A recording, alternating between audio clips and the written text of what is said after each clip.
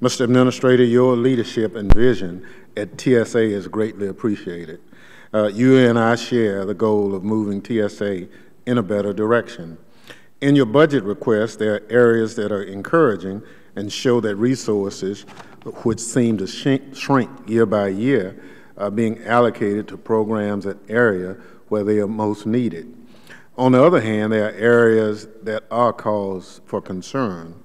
One such area involves the Transportation Security Acquisition Reform Act and your plan for technology acquisition in general.